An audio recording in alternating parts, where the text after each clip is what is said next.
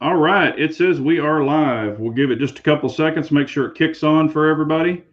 Hello, Double B, Daniel, Frank, and as y'all can tell, I have shooting with Uncle Dan on this evening. So he was last week's winner, and he is on with us. So we will go ahead and get it kicked off. You want to introduce yourself, sir? I mean, I just Uh, did, but yeah, well, I'm shooting with Uncle Dan, a famous Texan, I guess, or, the most famous one in this particular household. So there you go. Yeah, it's just an good to old have country another boy. Texan on. Heck, if we get more people signed up on this and they win, then they will get a chance. And tonight, just so everyone knows, and I'll go ahead and say it out later, we'll draw the winner later. And I have a list here. Uncle Dan does not know who they are, but I have a list of 8 people, and so we'll let him pick a number later on when I ask him, and then we'll see who wins, and I'll show the list and I'll call out everybody who was on there. So, but yeah, we got Red Menace, Keenan, Richard, Bald the Builder. He's going to be soon Bald the Bong Hitter because they legalized marijuana in New York. It's probably coming to Texas too. I But hope it let's go ahead does. and kick this off. I have got some questions for you, sir. We're kind of keeping it the same as we did the last time because I want people to know who you are. Also, if you don't know who Uncle Dan is, in the chat, I've pinned his channel link, and y'all can go over and subscribe to him. Good guy. And just so y'all know, I've known Dan for quite a while, and outside of YouTube, heck, we met on YouTube. Hey, Coda Boy, what's up, man? Um, What's so up, KB? we will, yeah, we will get into it. All right. Now, people who don't know you, this might be new to them, but I'm going to ask you some basic questions. I already know the answers to them, but they don't. So the Okay. first question So I'd if you like to could help ask me with the Steve, answers, go ahead. in case you forget. Yeah, and Right. I like that Texas flag in the background. I've got mine right there, and he's My got that son fire made going. that. Yeah, it's nice, and he's got that fire going for ambiance. But what is your opinion on guns? Like I them, love dislike them? guns. I love Good guns. deal. I've been a shooter my whole life. Just literally since I've been 5 years old. So I love guns. Okay. I may have answered All two right. questions. I shouldn't have done that. I shouldn't have, I was going to say, I you think, know. yeah. Well, okay, we can get into it. The other question was, how old were you when you were introduced to guns? So, I want to say, like 4 or 5 years old. Um, my dad had as a matter of fact, I have one just like it, and I actually inherited the original, which was a Winchester single shot that had it didn't have a hammer, but it had the bolt that you can pull back. But it was a bolt mhm. action single shot, really long barrel, very fine sights. And when I was a kid, it felt like it weighed 400 pounds, but it's like really slim. And he would take me out, to the creek and the ponds on the place I grew up. We had 9 ponds, and of course, you always had to shoot in a safe direction because 22 skip and let me shoot, at bottle caps and turtles that were eating our fish, and so that was the first gun I fired, and he also had the H&R revolvers, and they were 9-shot double action, but they look like single action cowboy style revolvers. I'm sure y'all are familiar with them, and Oh, yeah. and he would let me probably from the time I was about 9. He would take me out and let me shoot that, and by the time I was like 11, I could carry it out on my own. And shoot with it because he was confident that that I was safe with it and knew how to operate it. So it's been something that I've been passionate about and been doing my whole life, and was fortunate enough to have a dad that knew the importance of teaching his kids how to hunt and fish and how to use firearm safely.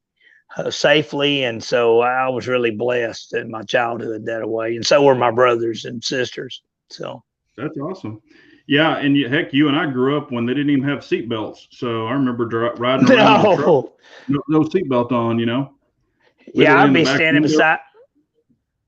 Yeah, or somebody laying up there, like on the back of the Thunderbird, or I'd be standing up beside my dad and him driving down the road, on the farm roads and the dirt roads, and Yeah, didn't think nothing about it. hit the brakes, and I'd go flying off and thought it was fun as hell. Yep. All right, now we're going to get into the hard question for you. Awesome. What is your favorite pistol? Now, it doesn't have to be the one that you carry all the time, but what is your favorite pistol and your favorite rifle? Okay. This is going to surprise some people. So is Daniel alone here? Daniel God is my judge.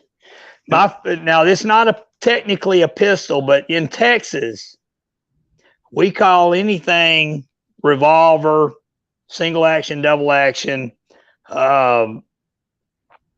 semi-automatic, or we just call them automatics here. That's what we've always called them, a pistol. But my favorite handgun by far is the Smith & Wesson Model 686, period, hands down. I just showed you a holster that I got for it today. And but I've had 686s in every length, and that is my favorite handgun of all time. Now, was that a two-part? What was the other one? The other one, what's your favorite rifle?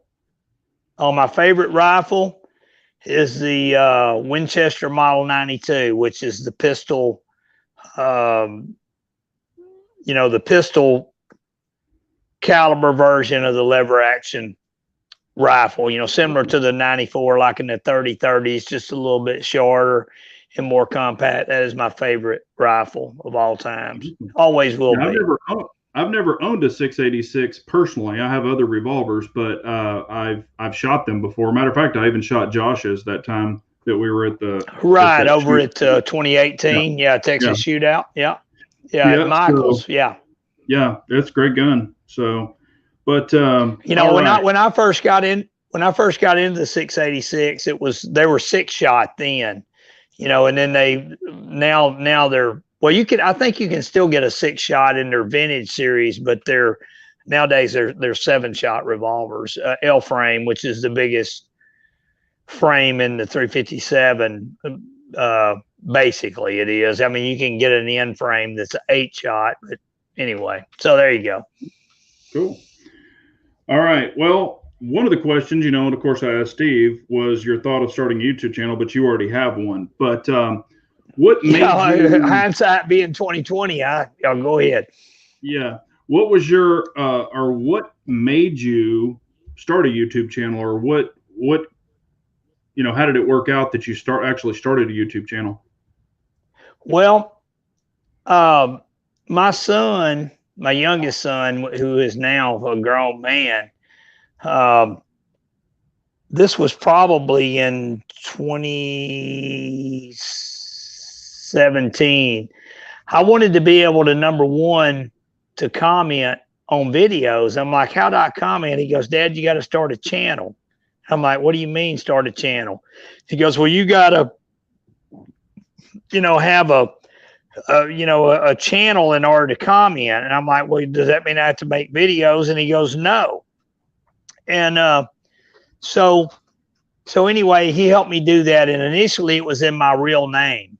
For about 2 years, I guess. And but I wanted to be able to make comments because sometimes there was something I wanted to say. And not long after that, I actually invented a boat, and I needed a way to send videos to the patent lawyer. And you can't send a big video in a text. I mean, maybe you can if you have an iPhone or whatever, but I'm kind of electronically illiterate, which is ironic, me being a master electrician. But so I started making some videos. Initially, they were private, and I think I accidentally made one, uploaded it. Then the uploading was a little bit different. And, and it kind of caught hold a little bit. It was about this little round boat that I did, and I ended up with like 13 or 14 subscribers. At that time, the main two channels I was watching was Coda Boy 32, which he was new then. And I want to say maybe he had around 10,000 subscribers, and Buffalo Outdoors, which to this day are two of my favorite channels. And I was watching them. They both encouraged me. They both give me a shout out. And then I just kind of went from there, and I started just uploading content. I met you through Coda Boy 32's comment section. I always remember that everything you said, you ended it with carry on. Yeah. So I knew Coda Boy was like, airborne or a ranger or whatever, or retired. And so I just figured, that it was kind of a military thing, and maybe like, you had been his commanding officer.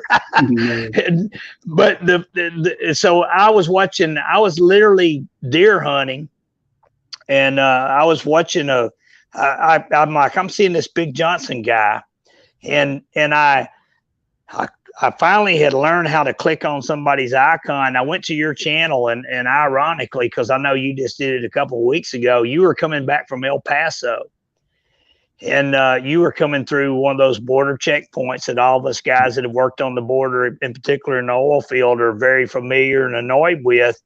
And there's a lot of people putting out those videos that, where they're going through. I'm just trying to go about my way, and, they make a big hassle out of it. And I can understand what they're coming from, but you just went through and, answered the questions and went on. I'm like, gee, that was easy. And I commented, and some trolls that were trolling you moved to my channel. And I think between that and their encouragement is what inspired me to start a channel. I know that was a long answer, but so really and truly, it's Coda Boy, Buffalo, and then your fault. That's what did it. So anybody send the hate mail to those guys. Y'all inspired me and encouraged me to do it. So yeah, and that's funny, because Coda Boy, pretty much it kind of all started. I was commenting on his and some other people's, and he's like, "Hey, you ought to start a YouTube channel." And then so we started conversating, and I ended up winning one of his, I can't remember the giveaway. I want to say it was for 30,000 subscribers or 3,000 subscribers. I don't think he had a lot. And I won some giveaway, and he sent me this box of the giveaway that I won. And, that's just kind of how it took off. But yeah, Coda Boy he did. He got me into doing YouTube too. So that's kind of how it took off for me. So that's a neat thing. He's actually had parts in both of our. Yeah, he's helped a lot of people, and I'll tell you, and I don't know if Coda Boy's still on here, but yeah, he is.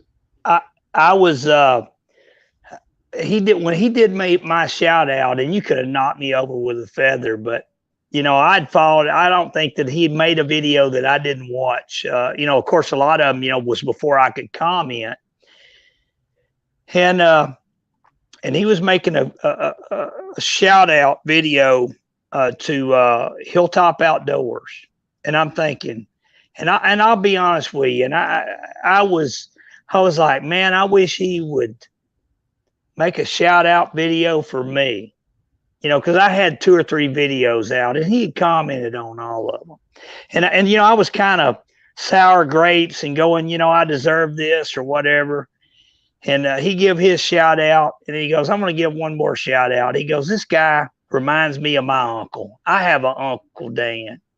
And at that time, I sat in front of this fireplace a lot and, just give my opinion on politics or whatever, which is something that I've kind of stayed away from now. And he goes, I really like his channel. And I felt so guilty for having the thoughts that I did earlier, but I always appreciate Coda Boy for that. That was really, really nice. I mean, he's just a cool dude, supports the community, knows where he come from, remembers his roots. Oh yeah. All right. One more question, or two more questions really, and then we're going to take some questions. Okay. Were you ever in the military or law enforcement? No, I've never been in the military. I do consider myself, as part of the militia.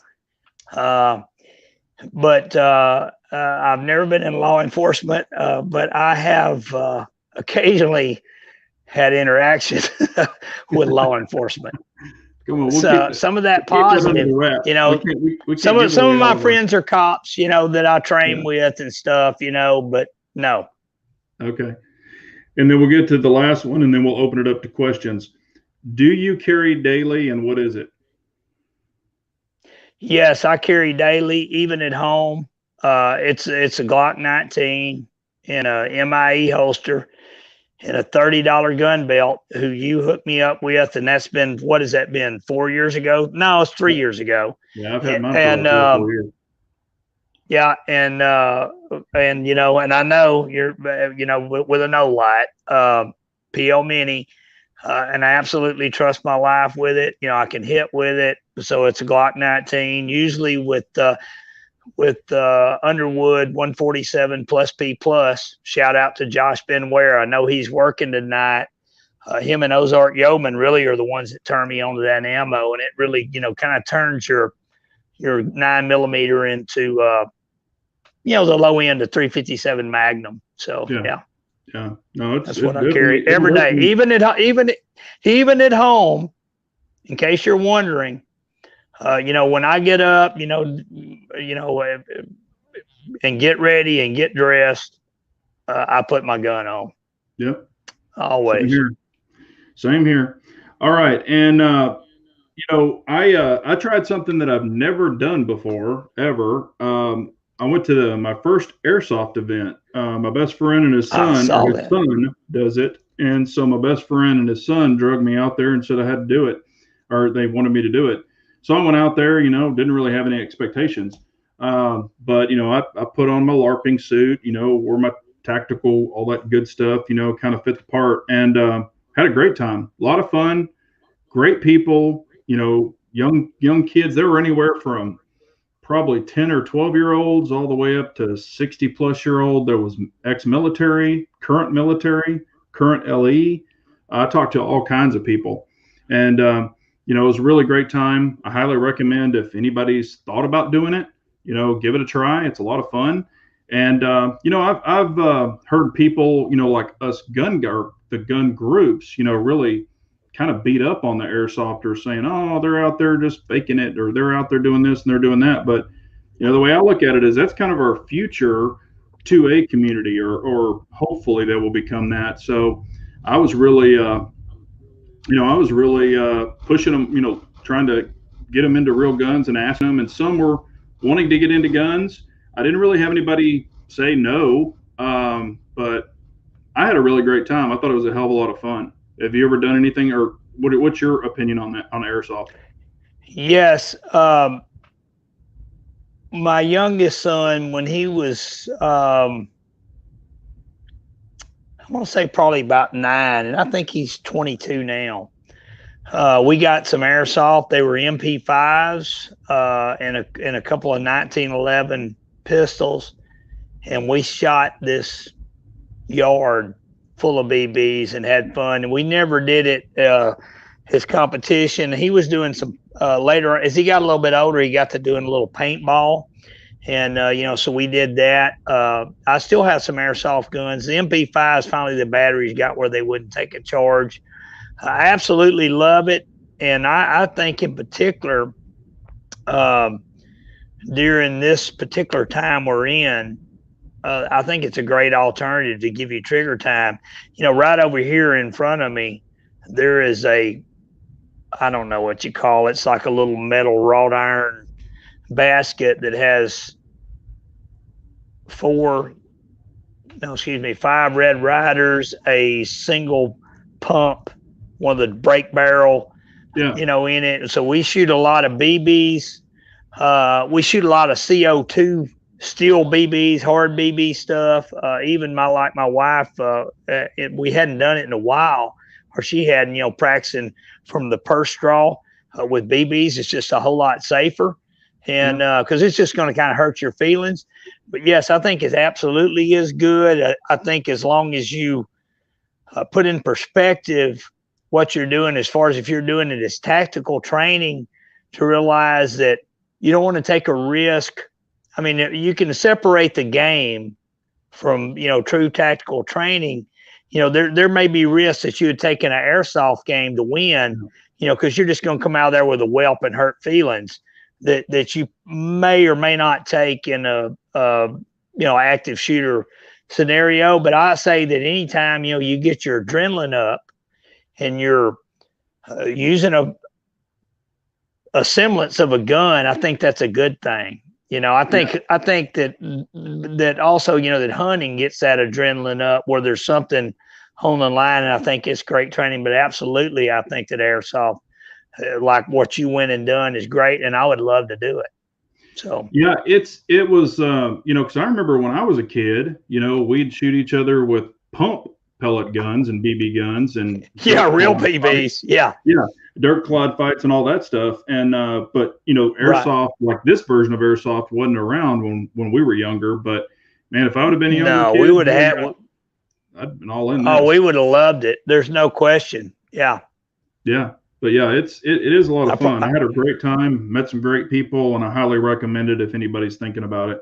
But yeah, we'll take questions. If anybody's got any questions for Uncle Dan, we will throw them out there. And yes, we both have beverages. I think somebody's asking. Mike High says he's got a beverage in his hand. We definitely got mine.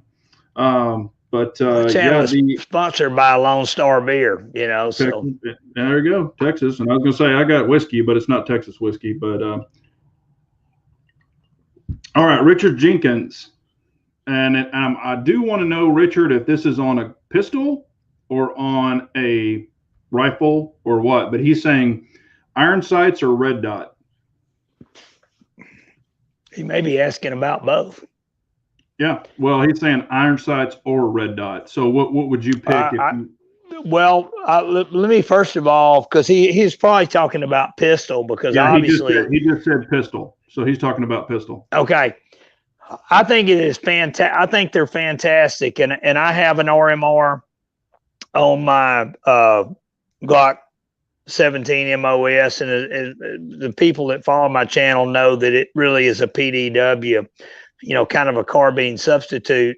Of course, obviously, I can change it and shoot it. And I have shot it some, and I love it. And in particular, as you get older and you have to start wearing these, I think it's fantastic.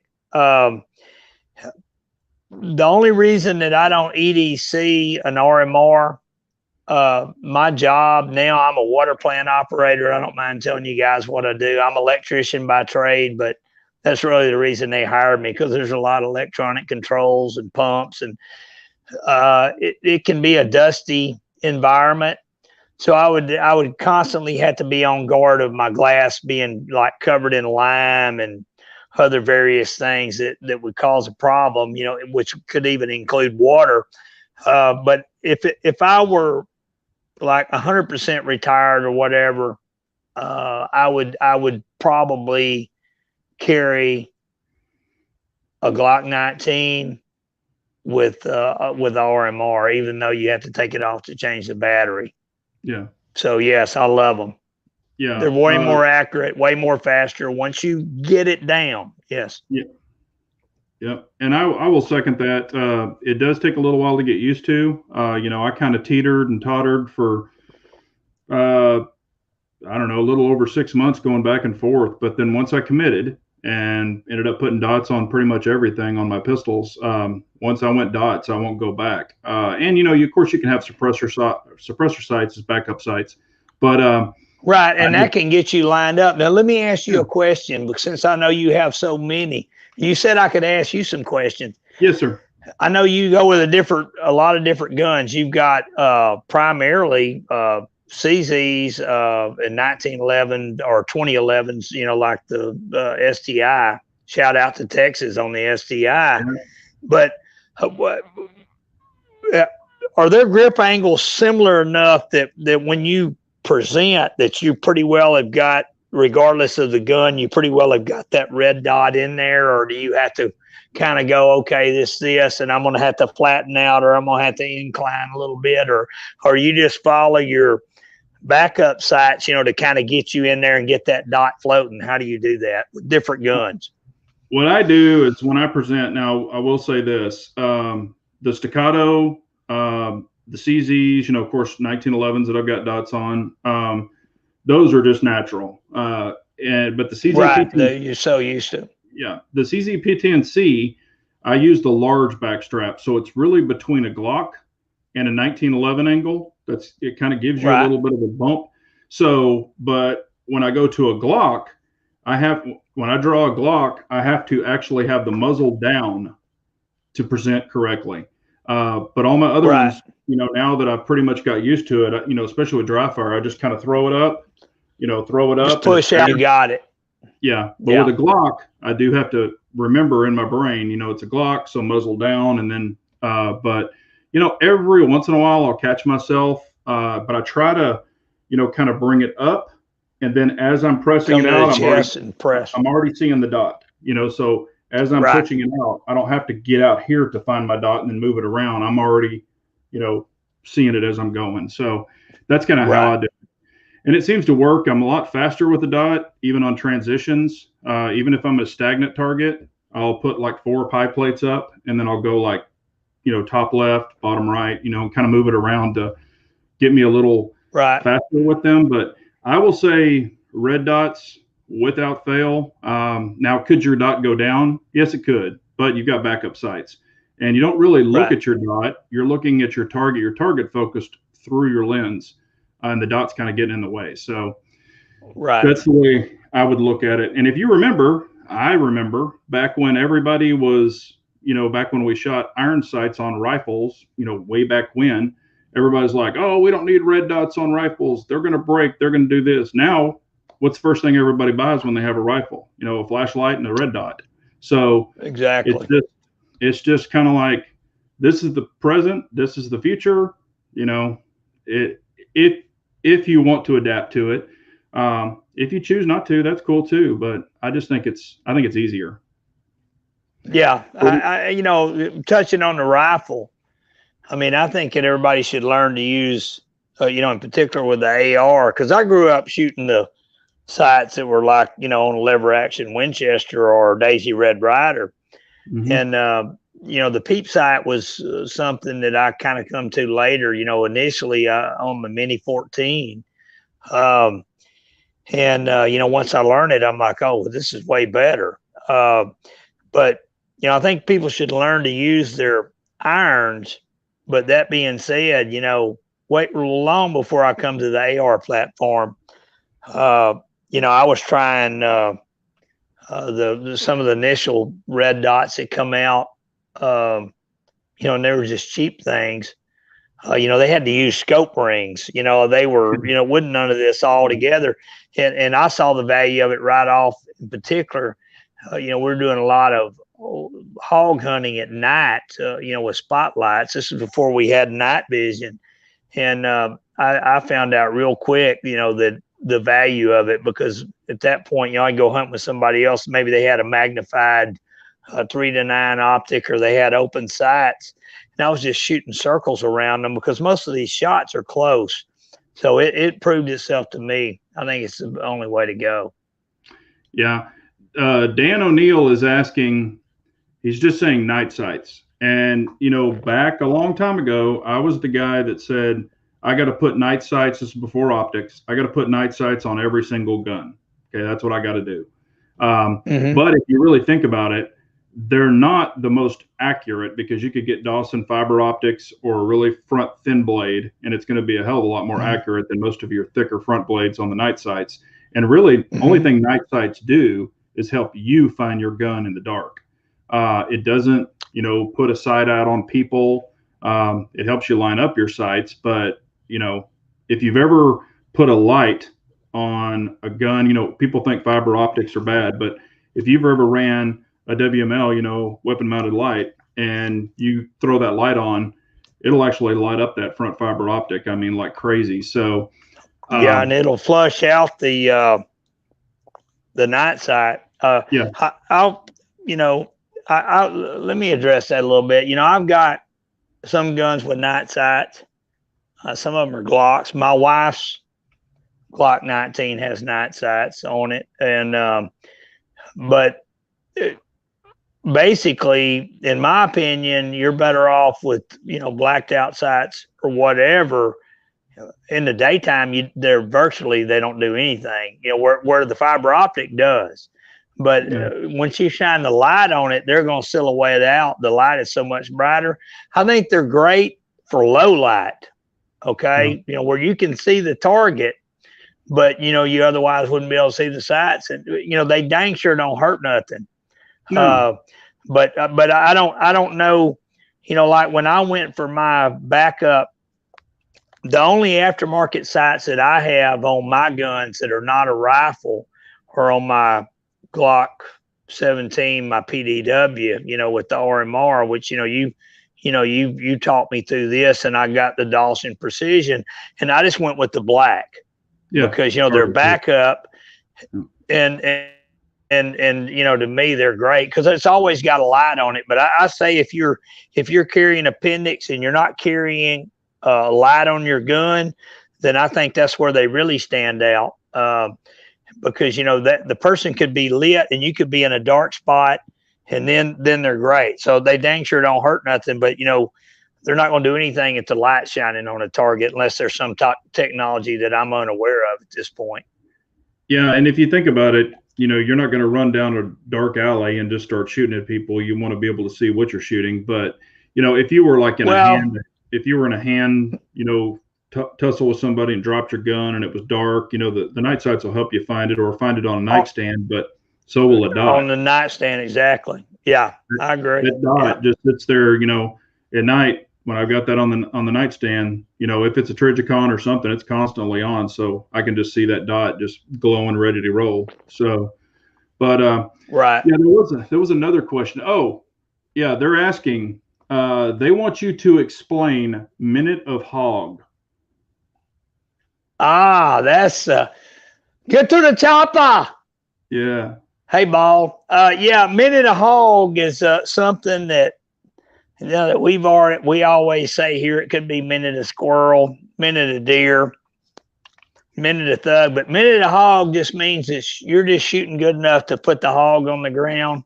You know, you got minute of angle, you know, and all that. And a lot of people don't understand it. You know, for people that don't, it's basically about 1 inch off at 100 yards is minute of angle. But minute of hog, you know, you ain't got to be near as good. So, you know, if, you know, the guy that's got to have that rifle that'll just shoot a clover leaf at 100 yards, most of those guys I've found out, when you actually carry them hunting, can't hit the side of a barn without the Caldwell lead sled. So for me, minute of hog gun is a gun that I can just pull up, you know, at 70 or 80 yards, and I can just drop every round, you know, somewhere between the front leg and about mid drift on a hog, whether he's running or standing still or whatever. So that, or bow or archery equipment, that's minute of hog. Yeah, well, I'm the minute of paper plate, I guess, when it comes to that. But well, there you go, minute of paper plate, same idea. Yeah. No, I knew when you said it, the very first time I heard you say it, I knew exactly what you were talking about. So, but yeah, it's it's just saying, hey, I can hit what I need to hit. You know, might not be like right between his eyes, but I'm gonna take it down, whatever I got to do. So, right. Anything that you've been interested in lately that you want to talk about? That I will. Know about you? And, you know, some people probably know this about me. You know, it's kind of a two-part deal. So I'll try to be brief and take only about, you know, an hour and a half to talk about it. But, you know, I started back in August rehabilitating myself and started a fitness quest thanks to Josh Benware, Firearms 101, and Pop's Quest. Maybe really was kind of the initial inspiration, although he was not rehabilitating, I don't think, or maybe so. You know, he's almost as old as I am, but my shoulders were crap. You know, I had to quit playing golf and everything. So I started that. So in August. I had been a dyed in the wool traditional bow hunter, shooting long bows, recurves, self bows that I made, primitive bows, my whole life. And I really got where I couldn't do that because I always shot like these monstrously heavy bows because I elk hunt every year with archery tackle. And I just got where, I just couldn't do it. And so I started, my wife left me a note that says, "Quit moving. It's messing up the focus on the camera." She left me cue cards.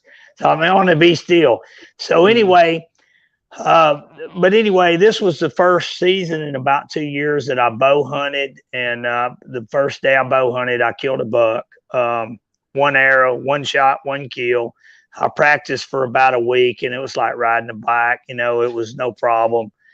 And so now I've got into archery big time in the ammo shortage. And to me, it's the ultimate form of reloading. I've got arrows here that are, some of them are at least 12 years old, that have killed, some of these arrows have probably killed 20 hogs and 10 deer, and I'm still shooting them. But I got into the horse bows, the Eastern archery, the little tiny bows, which they're able to be drawn back further, and and they're more compact. So I've got into that really big since about December, and so I've been pretty much doing archery. I started rocking again. I can't help it. So I'm like. Now I'm back into archery like I was. I'm enjoying it probably more than I ever have.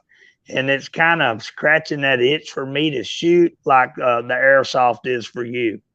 Yeah. And to hunt that away too, Mm-hmm. Yeah, I had these big aspirations, I don't know, like 10 years ago to do a bunch of bow hunting. So I went and bought this really nice, compound bow and bought all this gear and all that stuff. And I think I went out and shot like, I don't know, I think 2 different sessions. I went out and shot hay bales, and it was fun. I was doing pretty decent with it.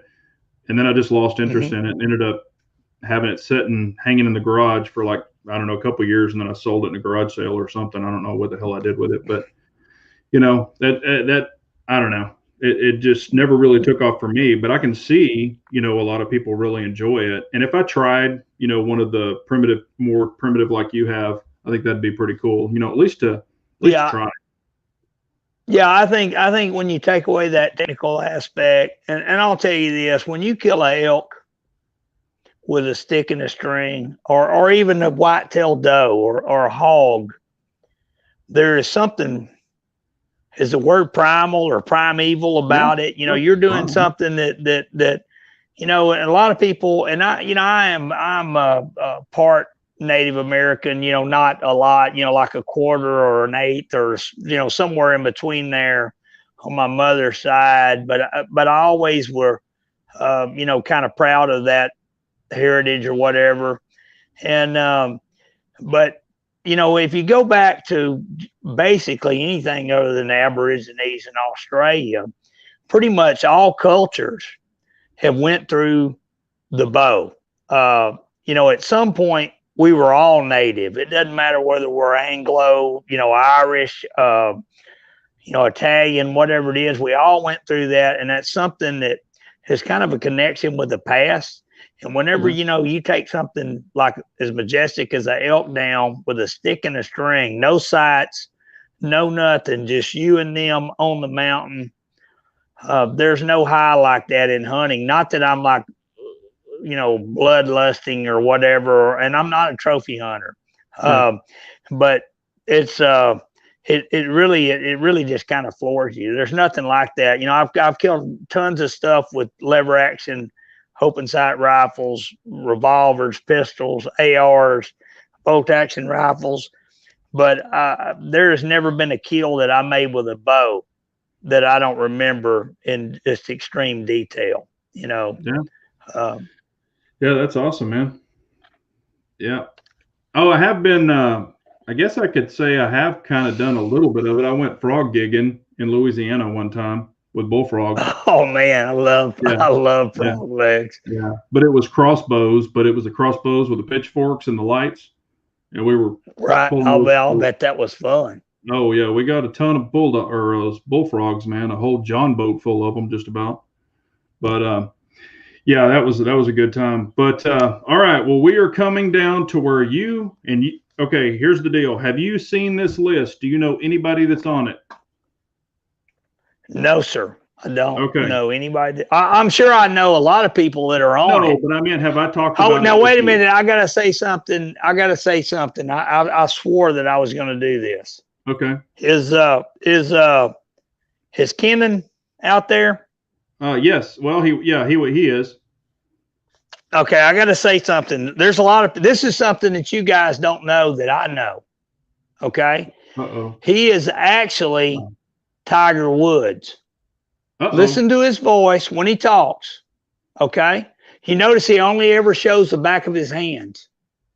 Right? Now you're a golfer. Yeah. He talks just like Tiger Woods. Now, when have you ever seen him and Tiger Woods at the same time? Uh-oh. Ever? Uh-oh. So there you go. So Tiger Woods has a gun channel. So and I'm going to say another thing.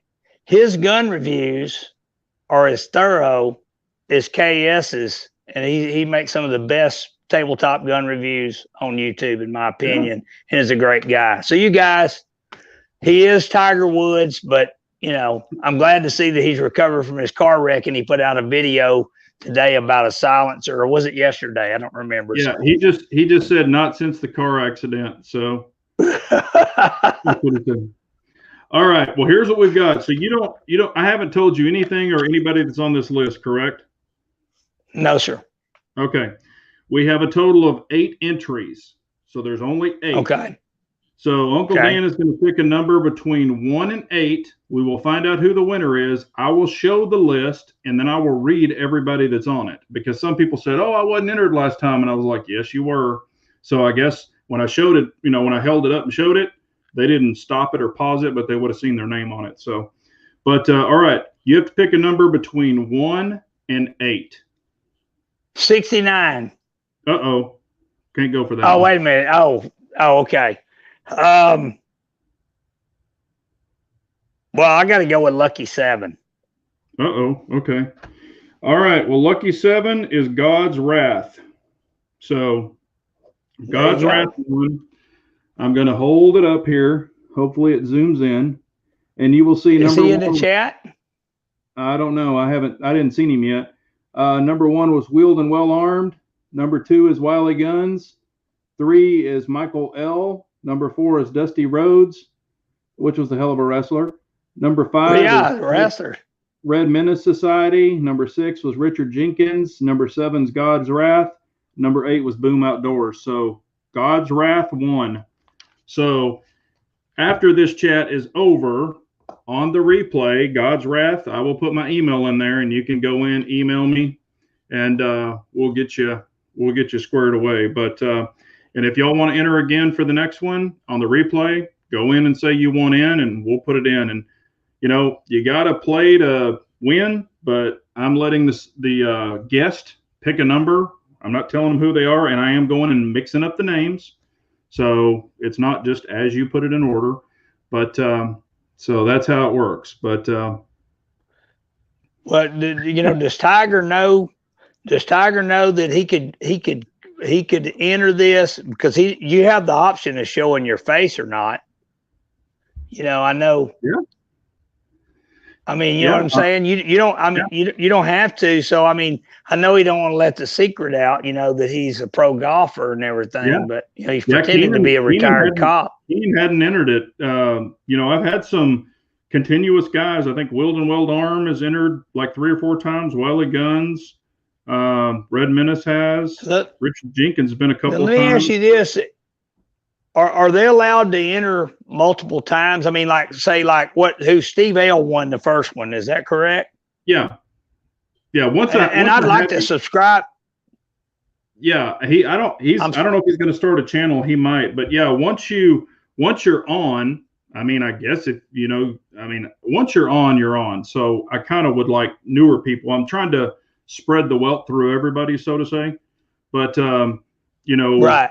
once you're on, then you've already done yours. So we'll just let other people have the opportunity. But anybody that's out there, if they want to throw, go on the next one. And I can't keep a rolling thing because some people might not watch, some people might not show up. But I think this is pretty fair. No, yeah, that's too. And Yeah, we're I just trying to agree. keep it even. I think it's. But, I think it's a good thing that that you're doing, and in particular, I hadn't been real active. I watch a lot of YouTube still because I don't watch TV, but I hadn't made any content to amount to anything probably in months. But I think it's in particular for somebody that wants to start a channel to come on here and get some exposure, the possibility of of getting some followers. I think it's great. I think I commend you for doing that. It's a great idea. I think it's working out great. Yeah. Here is somebody has actually a pretty good question. Dexter's asking Big Johnson Guns and Gear and guest, if you have to leave your firearm in the vehicle in a lockbox, do you keep it in the holster or take it out? So if you're going to take your gun off, you're going to take your gun off and put it in a lockbox in your vehicle, would you take it out of the holster and set it in there, or would you leave it in the holster and set it in there?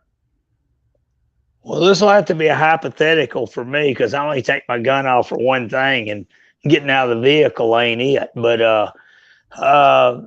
no, I think because I worked the oil field forever, and I would leave my holster on, and if I had to lock it, in the glove box or the center console or whatever. I would just be careful placing it in there, to not get nothing in the trigger, because I primarily have carried for the last how many years a double action revolver or Glock or something similar. But I wouldn't take the holster off, because it's just too inconvenient, because I don't have a clip-on holster. I carry outside the waist at 3 o'clock, so I would leave my holster on and just lock it up. But I would never do that. I would find someplace else to go. If I can't carry a gun, I'm not going. Well, I have had to do jury duty, so I had to drive to jury duty, and I couldn't go in there because it's metal detectors. So. Right. I carry appendix, so I actually leave the gun in the holster, and then I'll just unclip it and take the whole assembly out with the gun in it, and then I'll put it in my safe in my truck and lock it up, and then do jury duty, come back out, get it out, and then while it's still in there, just load the whole assembly back in my pants, and I don't have to have an open trigger guard or doing any of that stuff. I just kind of do it, and I'm done. If I were carrying appendix in that particular scenario, I would do that exact same thing. I would just unclip it and do that. But rather than unthreading my belt and and doing all that, I would just take the gun out and be careful. And I agree with you. If I was carrying on the 3 o'clock outside waistband, I'd do the exact same thing. Undoing your belt, taking your holster off. The gun's not going to go off on its own. But I would just leave the holster on there and go about my business. Right. And it's weird, but when I used to go to gun shows and stuff here, you had to take your carry gun, and take the mag out of the gun, and they'd have to put a zip tie through your carry gun. So what I would do is I would zip tie it, of course, have the bullets in my bag or in my pocket, and then I would actually put the zip tied gun in my pants because I'm like, shit, if something pops off, I carry a pocket knife, so I could cut that zip tie off quick. So, but that's kind of what we do here. But all right, any other questions for Uncle Dan? We got about 10 minutes left, but I'd like to see if we got any other questions out there that y'all are earth shattering to ask. But and I've had a really great time. Of course, I've known Uncle Dan for a long time. He's a super great guy. Please go over and check out his channel. He's He's a very knowledgeable person, especially with 7.62 by 39. I think that's one of your favorite or most used rounds that I know of. Yes, it is. Yes. Yeah. He killed many minutes of hog with those. Yes. It's just cheap, and I'm a cheap Yeah. Texan, so it's my favorite AR round, and I have, between myself and several other people, have kind of figured out what it takes to make it work, in the AR platform reliably. Now, here's actually a really good question. Let me get this up here real quick. It is, all right. Bald the Builder is asking best hog gun. So what's your best, or what do you prefer for a hog gun? My favorite hog gun is the 7.5-inch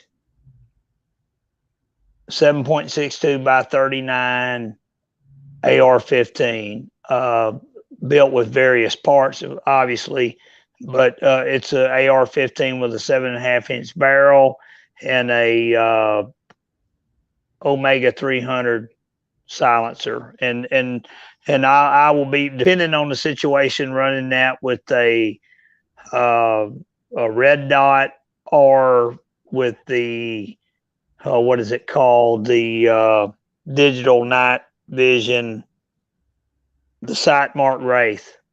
Depends on the situation, but definitely the 7.62 by 39 and 7.5-inch, because it still will really knock the whatever out of them, and then with the because the silencer is going to add like 7 inches, so it still gives you a pretty compact package, because things happen fast hog hunting.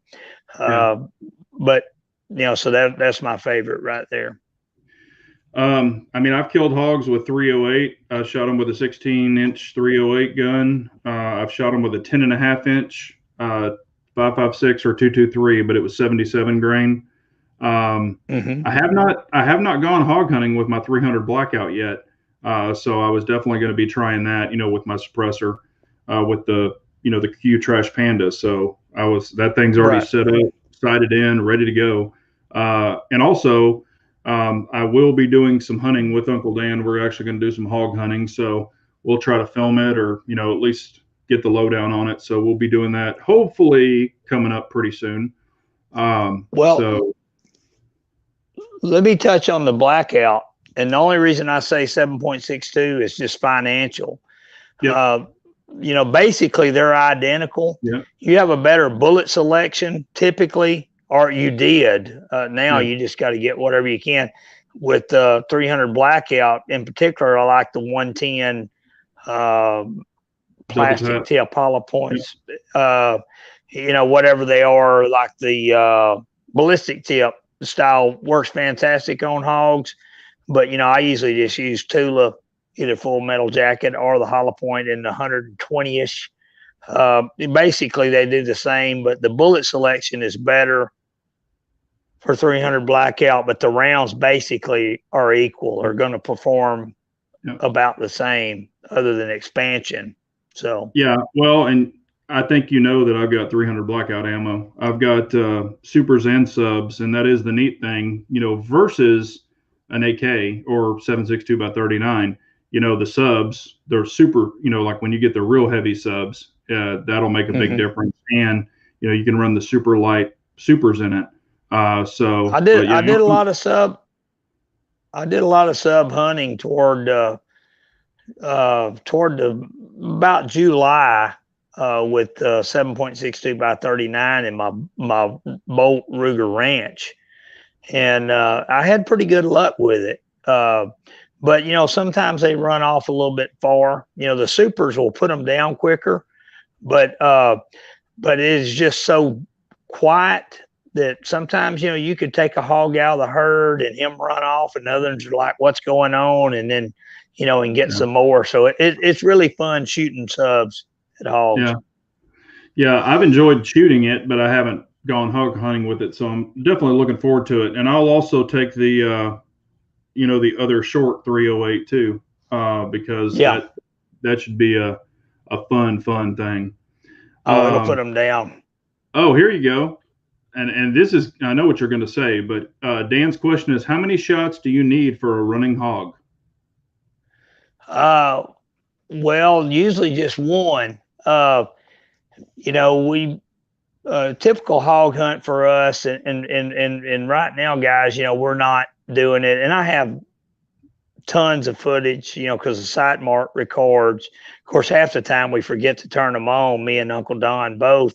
But usually just one. Whenever you first make the transition to digital, you have to learn that you have to lead them a little bit further, because everything you're viewing is slightly in the past by a few milliseconds. So like where the lead would be maybe out here at the end of his nose, if it's running broadsided, you may have to, give him a little daylight. But usually just one shot if you're shooting 30 caliber. Now, if you're shooting 5.56, he may soak up 3 or 4 rounds before you can tell that you hit him. Once they react, we move on to the other customer, because you don't want to just sit there and just pump one full of lead. You want to, because we're killing. When we were going all the time, it wasn't nothing to kill 60 or 70 hogs a night. So you're not going to kill 60 or 70 hogs a night if you just shoot one till it falls to the ground. You have to hit it, see it's hit, move on to the next customer. Yeah, or shooting with a big caliber and just watch his ass blow out or his head blow out. Well, yeah, I got a buddy that shoots a Shark 308. And I recently built him a 10.5-inch 7.62 by 39 because that thing was breaking him. And I don't remember the length of his barrel, but it's in that 11 to 12 inches, a scar heavy. And it has an awesome effect on target, even in that short barrel. And actually, with the suppressor, is not that hard on the ears. Now, it's a lot louder than the 7.62 by 39 or 300 blackout, but it's not that bad. And I've been with him when he shot 80 shots in one night, and and probably killed 50-ish hogs in that night just with that gun. So it worked great. Yeah, and we got a question. Do you use a suppressor when you hog hunt? Yes. Yeah, either the Omega 300 or the Saker 7.62, which are both 30 caliber cans, and I have a 22 caliber can that is the Spectre 22. And sometimes, I will hunt hogs with my, what is that thing called? The CP 3322. No, usually then, I will give them about 5 and then move to the next one. And it's really easy because you can hear it. It's so quiet. You can hear it hitting them, and there's a sound that it makes as when it hits a hog that So you just give him like 4 or 5, and then you get the next one. And it's more effective than you think. But yes, we use suppressors, number one, where we can communicate, because, there's typically at least 2 of us, maybe 3 or 4, so we can communicate with one another. Of course, obviously the hogs can hear the shots. The guns are still loud unless you're shooting subsonics, and still usually it will scare them, but we normally do use suppressors. Yeah, and I've shot them with both. Now, at the time, I didn't have my own suppressor, so I used a buddy's suppressor on my gun. But I've shot, and you're right. If you don't shoot them, if you don't use a suppressor, you could start, once you get into a little herd, you can pick off a few, and then when they scatter, sometimes it'll take a long time for them to come back if you're not shooting, suppressed. So, well, the other thing about the suppressor, in particular with the digital night vision, and we're using PVS 14s and thermal stuff too. But the flash, in particular from the Shark guns, it's kind of like your cell phone. It reacts to light. Like if I'm rocking back and forth and it's trying to adjust and this and that, but it takes that flash down, and it makes your sight work a whole lot better, because it's not trying to auto gate or whatever it is to adjust to the light of a flash, in particular on a short barrel. Yeah. But and then Wheeled and Weld Arm is asking if ranchers or local government pay you to shoot hogs or pay for ammo. I wish they did. We have done for about the last year the majority of our hog hunting on a state prison farm, which is one of the most famous prisons in the state of Texas. And they are absolutely overrun with them. It's nothing to see 500 hogs in a night, and as many as, the average group I'm gonna say is about 40 hogs, but you might see 70 in one bunch, and you just get up there 40 yards from them, and it's just basically there's nowhere to shoot besides hitting men at a hog. And I asked, would they consider spotting ammo, because they have 5.56, which we can run 5.56, and sometimes we do. In particular in the summer when we don't recover the animal, we'll shoot a lot of 5.56. But no, nobody has paid me. We have our own ranch, and this particular piece of property on this prison is a neighbor.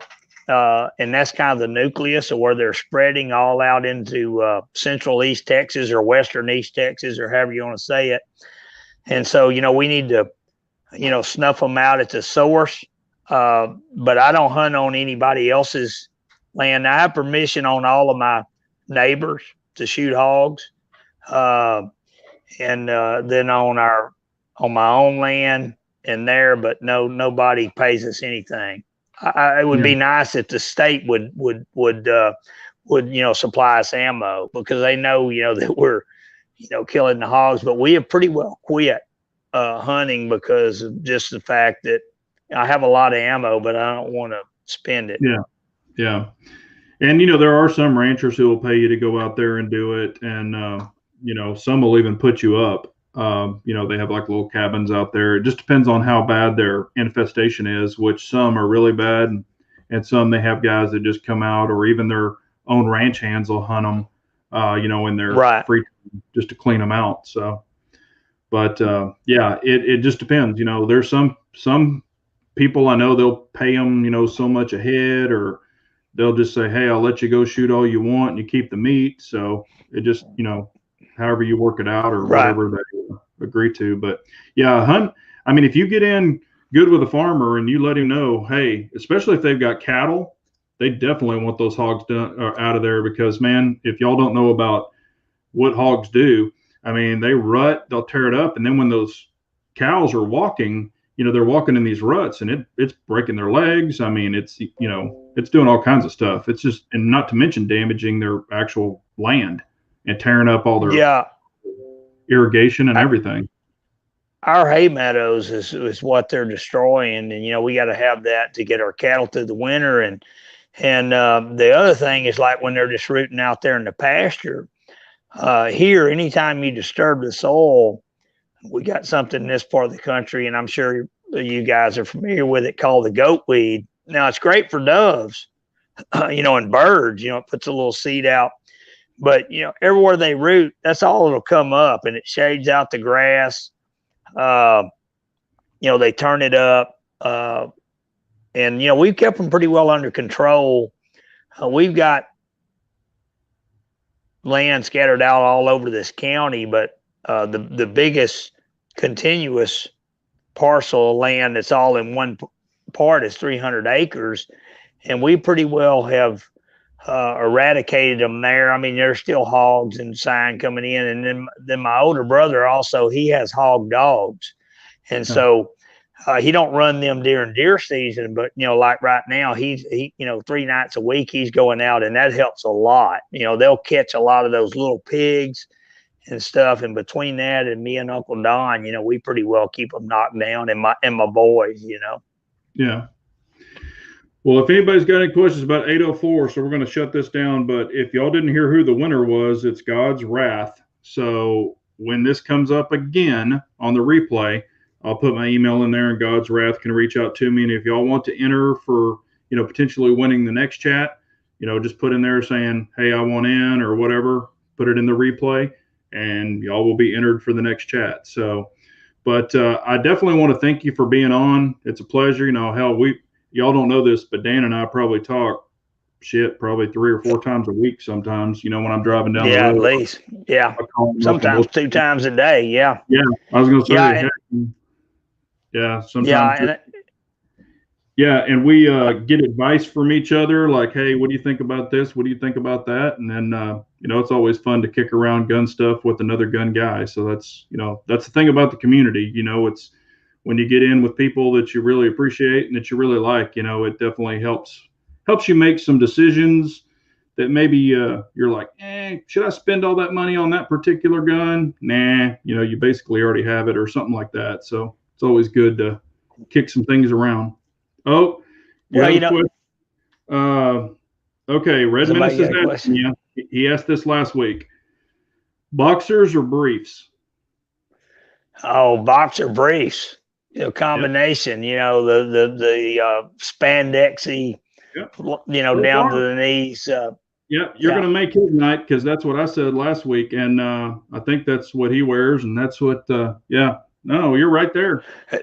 As a matter of fact, that's all I'm wearing right now. That's the cool thing about live chats. You don't have to wear pants. You can Winnie the Pooh it, Yeah, hey, who needs pants? But it's always a good time to talk to Dan. And on the replay, his link is in this. So if y'all want to go in, it's pinned in this. So y'all can go in and subscribe to him, and I will include it in the link in the replay too. So please go over, check him out, subscribe to him. He's got a bunch of information in there. Probably going to start doing some more videos, he said, sometime soon. And, it's always good just to hear his commentary on what's going on in the world. So, but I appreciate you being on so much, sir. Big J, first of all, I enjoyed it. And you guys that are out there in the side chat, I can't see it, but I appreciate y'all being here. And I always enjoy talking with you. I'm probably a bad person to call whenever you're wondering if you should get a gun, because what my answer is, yeah, I get that. Yeah. But I really appreciate it, and I enjoyed it. And, I look forward to doing it again anytime. If you need somebody, I'm always available. And I appreciate your friendship, and it's been we've had a lot of fun. So yes, sir. Well, I want to, I definitely appreciate everybody out there that was asking questions. Sorry I didn't get to everybody. These are kind of about the guest that's on, and we try to answer some questions. But we appreciate all y'all so much for tuning in. Y'all all have a great night, and we will see you next week. Carry on, everyone. God bless y'all.